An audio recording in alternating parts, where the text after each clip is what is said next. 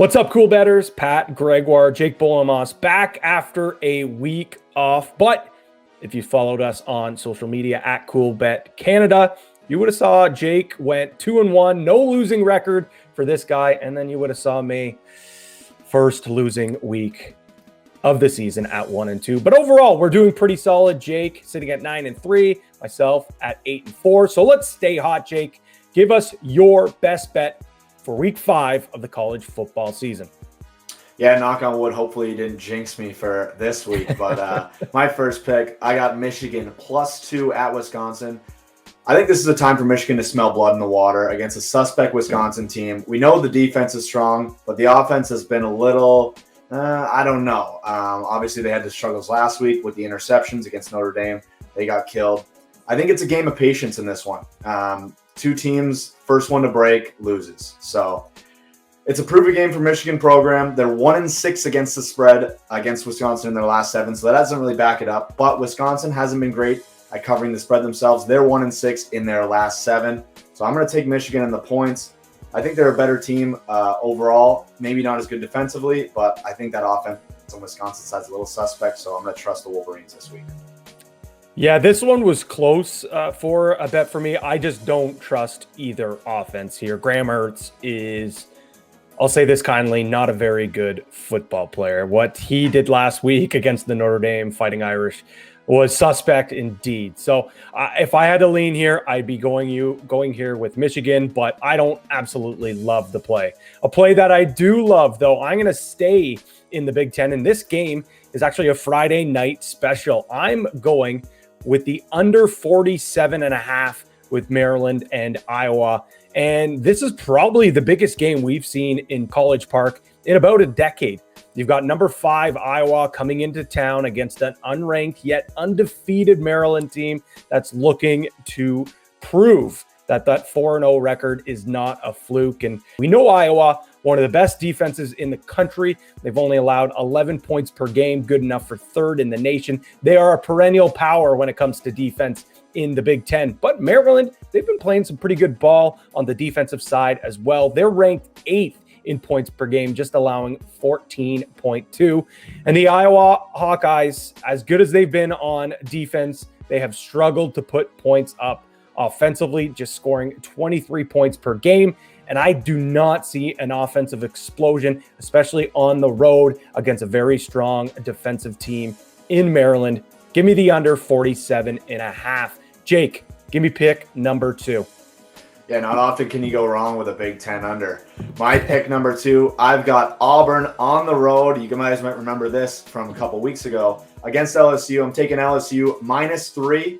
We got a night game at Tiger Stadium, 9 p.m. Eastern. Place is going to be rocking for sure. I have no doubt in that. Auburn 1-5 against the spread in their last 6 against a team with a winning record. Auburn hasn't won on the road in LSU since 1999. And I'll remind all of you, Bo Nix on the road, 5-8 record, 55% completion, 13-12 touchdown and interception ratio. Bo Nix, as my colleague calls him, we're gonna fade him in LSU -3. The only thing that would scare me in this game is if they take out Bo Nix like they did last week. But no, I love that pick there. I probably will be riding with you on that one. I am now moving over to the West Coast with the Pac-12 game, and I'm going with Oregon -7.5. I almost made this my best bet of the week. It's in my top 3, but I have no idea why this number is at 7.5, and maybe that's a red flag. But Stanford might have a nice win against USC on the road, but as we've now learned, the Trojans, not a world beater by any stretch of the imagination. And besides that game, Stanford really has just not looked very good, especially on the defensive side of the ball. The Cardinals are ranked 118th in success rate and 109th in points per drive allowed at just 2.39. Thank you very much, Tom Fornelli, for that little nugget. And the Ducks should just have their way with this Stanford defense. There's a chance by halftime we might be sweating this one out, but I think Oregon maybe is gonna pull away near the end of this game, but they just have way too much talent on the offensive side of the ball. Give me the Ducks -7.5. Jake, your last pick of the week. Yeah, I like the Ducks myself too. That's a good pick. My final pick, and I haven't had great success with totals this year, but I'm going Pittsburgh, Georgia Tech, over 58.5. You'll remember a couple weeks ago I had Pittsburgh over, and it hit for me, but I think my only total that's hit this season. Pittsburgh overs 11-1 in their last 12. We got a close spread here, 3 points. So hopefully it's some back and forth football here. Pittsburgh averaging 52.5 points this season per game. So that's an absurd number.